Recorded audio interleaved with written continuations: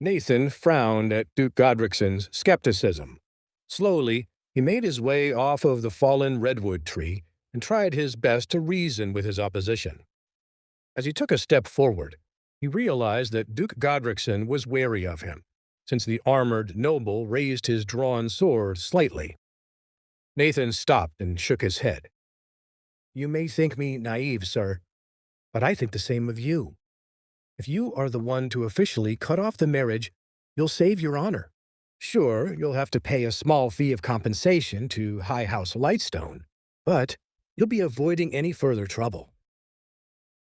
Duke Godricson couldn't help but smirk at the boy's brashness. And what trouble would that be, boy? Why would I ever stoop so low as to shame myself in such a way? Now Nathan gritted his teeth. He was beginning to lose patience with the Duke's stubborn sense of superiority. If only the Duke knew that he was talking to a seasoned veteran warrior whose soul had found the vessel of a young boy. "You know what trouble you'd be causing, my lord, and if you're smart, you'll know to avoid it. If not, well, I think you'd come to regret forcing House Lightstone to follow your demands. The results may not be favorable for you."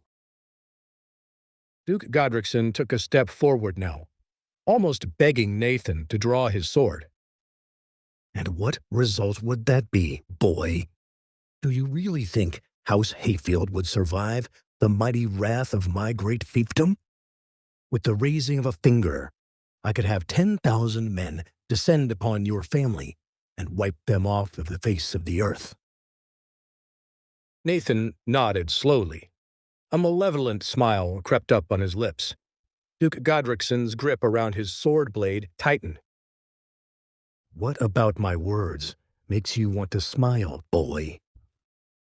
"I was merely musing to myself, sir, about whether your threats indicate that you overestimate your own power or underestimate my own. I've decided it's most likely both." "You cocky little troll. We'll see if you're still smiling once I scar that baby face of yours." Nathan laughed as he stepped back into the clearing and dropped his hands to his sides as if he were a cowboy in a quick-draw shootout. Since his diplomatic skills were lacking, he knew that his one last way to remedy the situation was with his sword.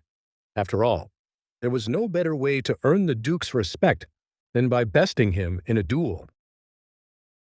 "How about this then, Godfrey? Why don't I strike you first and see if you can handle a single slice of my blade?" Duke Godricson snorted as he shuffled his feet into a defensive stance and held his blade out in front of him. I thought you'd never ask, kid. Let's find out just how strong the greatest warrior of House Hayfield really is. Go on, and do your worst." Nathan suddenly rushed towards the Duke, and in the blink of an eye, he was right in front of him. "Take this, old man." Nathan channeled his black scarlet spiritual energy as he drew his sword and swiped up under the Duke's guard at his face. "With pleasure, kid." Duke Godricson moved just as fast and parried Nathan's attack directly so as to test the power behind his blow. The two spiritual-powered blades clashed together loudly as the blocking move echoed out into the trees. For a moment, the two swords stayed interlocked as Nathan and the Duke stared each other down. Duke Godricson smiled as Nathan struggled to disengage his blade and launch another attack. The Duke knew well that his opponent was only a level 6 master, while he himself was a level 8. Although the Duke was no longer a spry young man in the prime of his life, the gap in spiritual power between him and Nathan gave him a sense of comfort. There was a huge difference between a mid-level spiritual fighting master and a high-level master. Due to this, the Duke was in no great rush to finish off the young fighter.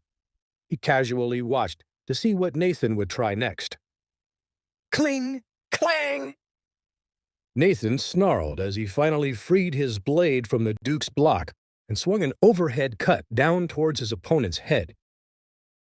The Duke smiled as he blocked the attack with ease, but this time his smile faded as he realized the force behind the blow was extremely weak. It was merely a feint attack to buy Nathan time to get away. No doubt, the boy had sensed his plan to counterattack and had faked the strike in order to escape. As the Duke's blade returned to its neutral defensive stance, he found himself alone in the clearing. The Duke frowned until Nathan's voice echoed down to him. "Looking for me?"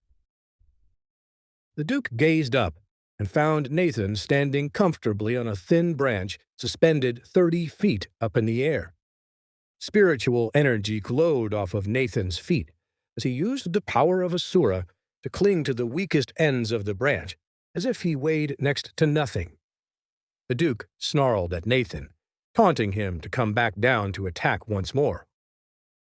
"I see you know your magic well. It's too bad you're not strong enough to wield it any better." "Why don't you come up here, and I'll show you the true power of my spiritual energy? After all, I've been impolite. The Duke should always have the right to strike first. After all, your family struck the first blow against me and my family anyways." The anger building up in the Duke's head rushed forward as his lips curled up in a disgusted grimace. The boy's words had left a sour taste in his mouth. Despite his successful blocks, this 15-year-old was clearly toying with him.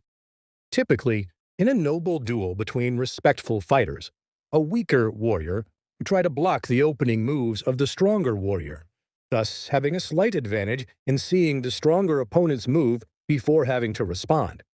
It was generally known that counterattacking was an easier option than blindly attacking. Therefore, the Duke knew that Nathan's initial attack had to be seen as one of two things. Either Nathan was a bumbling idiot who thought he could smash through the Duke's guard without much thought, or Nathan was purposefully disrespecting him by stancing himself as the stronger warrior. The Duke knew it was obviously the second reason. Knowing that Nathan wished to humiliate him led the Duke to blindly see red. He had not been this angry in decades. Unchecked fury coursed through his veins and led his red spiritual energy to flare up aggressively, roasting the foliage around him to a crisp. "That's it, you. I won't be holding back any longer. Brace yourself, because my next moves are meant to kill." Wait, that's not the end. You've just had a free taste. Now get the full story on the Pocket FM app, link in description. Check out our next video and playlist, and don't forget to like, share, and subscribe.